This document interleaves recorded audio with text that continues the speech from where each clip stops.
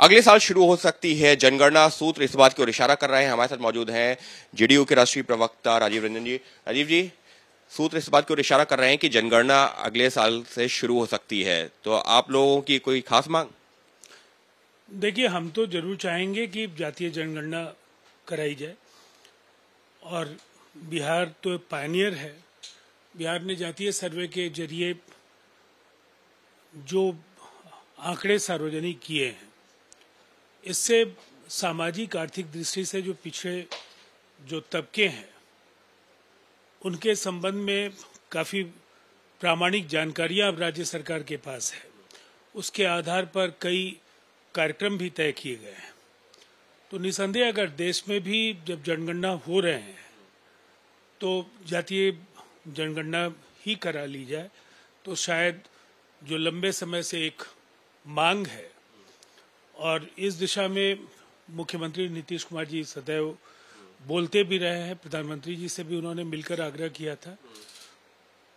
अब देखिए, हम लोगों को तो उम्मीद है कि हम लोगों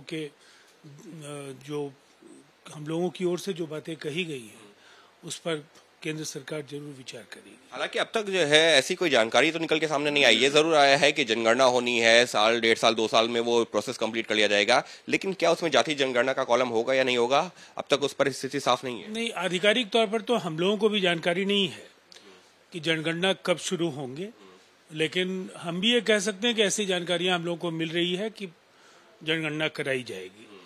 तो जनगणना अगर हो तो जरूर जनता दल यूनाइटेड की ओर से यह आग्रह होगा कि जातीय जनगणना ही करा ली जाए।